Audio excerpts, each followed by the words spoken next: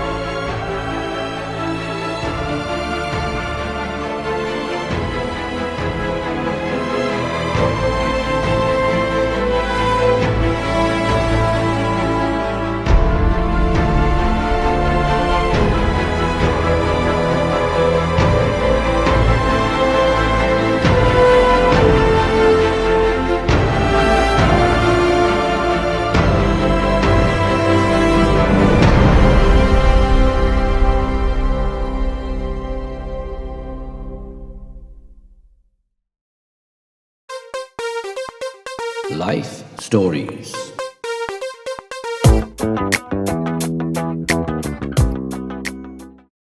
So I did. And I started to walk down that path, still lined by more pine trees. Sunny day. And after a while, I knew I picked the correct path and I was walking the right dirt road. And as I continued to walk, the Lord reappeared next to me as I walking next to me. And he said, "See, John, I told you I'd guide you and I'd never leave you, nor would I forsake you." And immediately I found myself on the floor at that meeting hall, crying profusely with my friends standing around me. They didn't know what happened to me. They just saw me fall out. A meeting had not started or anything. I didn't know what to say. I've never had an experience like that. So I didn't say anything to them right away. And I remember coming home a couple days later, walking through the front doors of my house, and I walked in, and my mother was washing dishes in the sink to the left. And I walked in, I said, hello. And she turned and looked at me, and I still remember she dropped the dish in her hand and said, what happened to you? You are glowing. So I told her what happened. That was the beginning of my journey with the Lord 45 years ago. Little did I know, when God does something like that, when he said there'd be other whys in the road, I've had plenty of those whys, and I've had to make the decision whether to go to the left or right and stand in faith that he would guide me. At that time in my life, my mom was married to a man because my dad had left us at an early age, moved out of state, married another woman. And he was not a very pleasant person, to say the least. And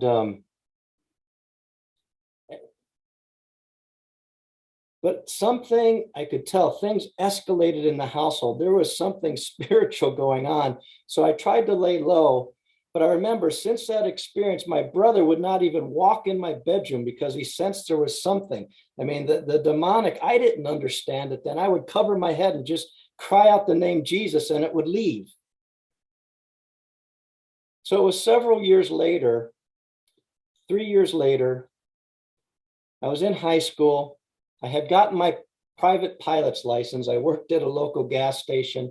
I always loved aviation and wanted to fly and make a career out of it. And she left, divorced this man, and married another man, which was even worse. And I thought, I can't stay here. I'll join the Air Force, the United States Air Force. I'll get my college education, and I want to fly for the Air Force. And so I enlisted at that time in the United States Air Force. And I did have a girlfriend whom I'm still married to, my high school sweetheart, 39 years later. And I went in, I took a path I thought I should take, and I was what they call a fast burner. I was having my performance evaluations signed by generals, 2- and 3-star generals, and as a low enlisted person. Going to college at night. But then one day I came home from the office into my dorm room. I wasn't married yet. And I had that experience, and it changed me. But yet I walked into my room, and I hadn't been going to church. I hadn't been doing those things. And the presence of God was so strong in the room. It was a presence of awe, where I fell to my knees on the front of my bed. And the voice, it was almost audible. I don't think it was audible, but it was close. And the Lord said, John, I've called you. You need to make a decision. And I said, yes, Lord, I'll serve you. I'll do what you want me to do. Show me. And something happened to me then, because the next day I showed up at work, I was a different person. Everyone noticed it. And I was so hungry for the things of God. And I went to take my flight physical, and they said, your eyesight dropped. You can't be a pilot. And I thought, I don't want to stay in the Air Force if I can't be a pilot. But this calling, this sense, it just seemed like I should go into the ministry. And at that time, my girlfriend, my future wife, did not know the Lord. And I don't know why, even then, I started to fast and pray. And I said, Lord, I cannot marry this girl. I love her so much. A first love for 2 or 3 years. We had plans to get married, but I will not marry her until she gives, or unless she gives her heart to you. And I remember she drove up to visit me. I was up in north of Santa Barbara on the coast of California, beautiful station I was at, Vandenberg Air Force Base. She lived in San Diego. And we went to believe it or not, a large Christian meeting, thousands of people. And I remember at the end, the fellow on the stage said, I want to pray for people who want to receive the baptism of the Holy Spirit and power. And I raised both my hands, and I remember the power of God hit my fingertips and shot right through my body, and I did not let it go. I grabbed everything I could, and I started to speak in another language. And I don't know how long this went on for, but I remember when it was over with, there was an older lady behind me, and I didn't understand what this meant then.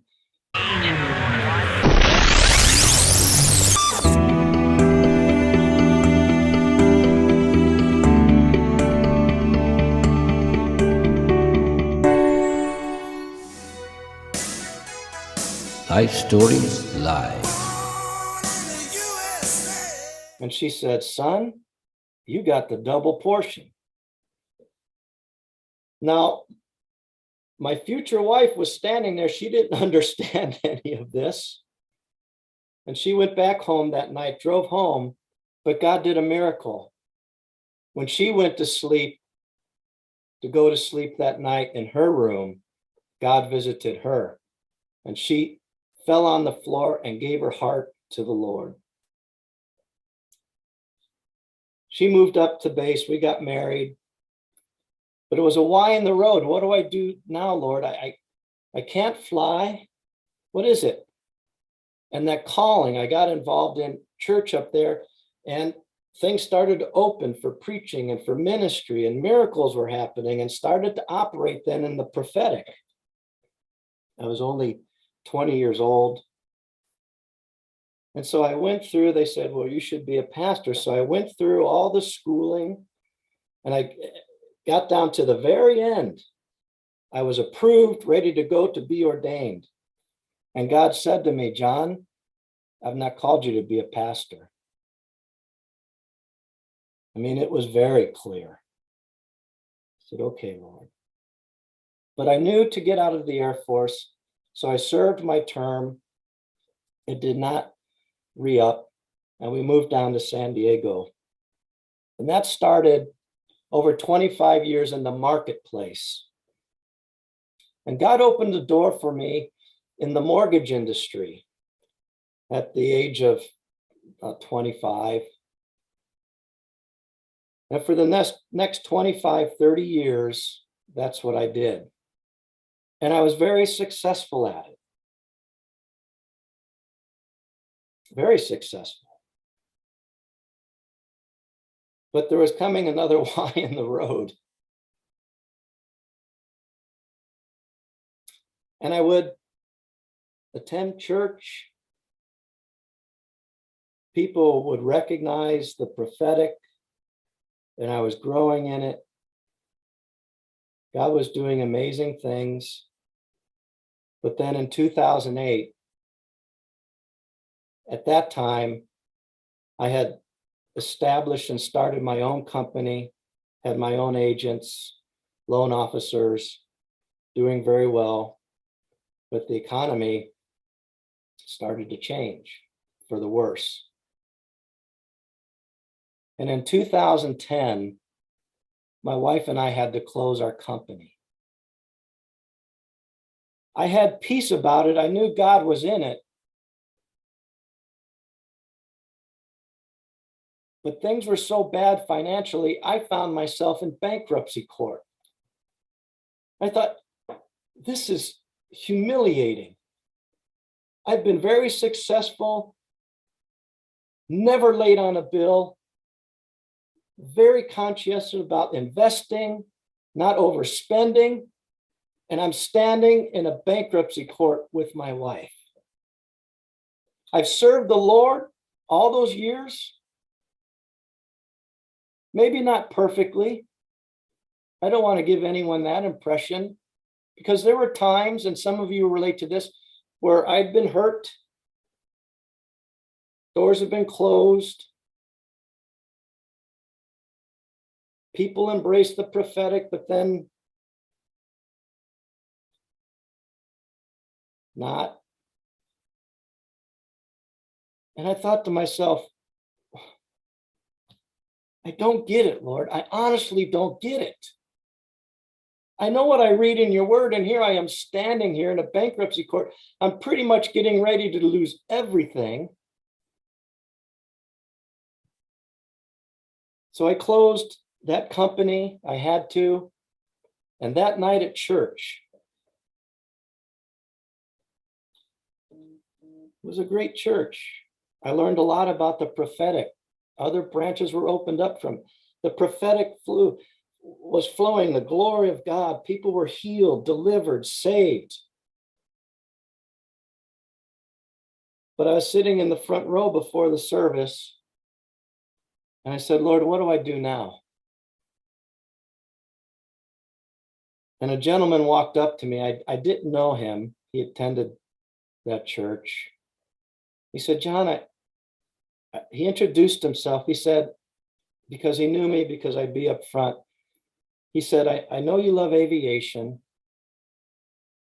and I've been a corporate pilot for 30 years.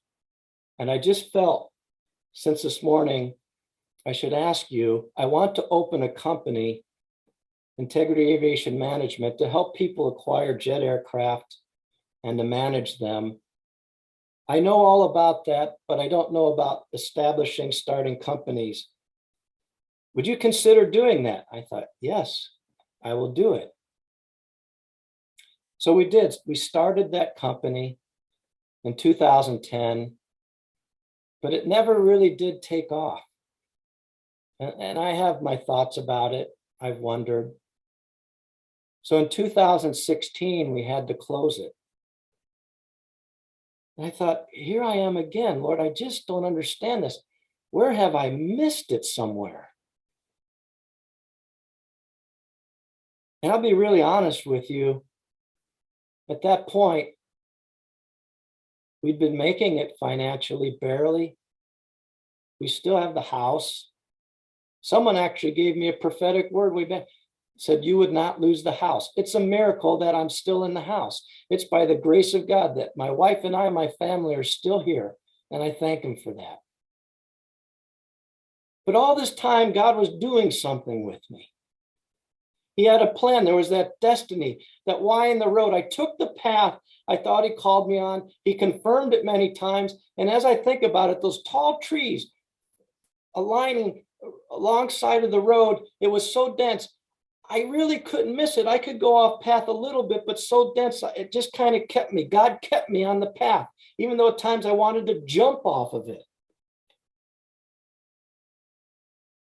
I remember being out in the yard, working in the yard. And I thought, Lord, I don't understand. Do you not even love me anymore? I don't feel your presence. I have no ministry anymore. I'm not making money.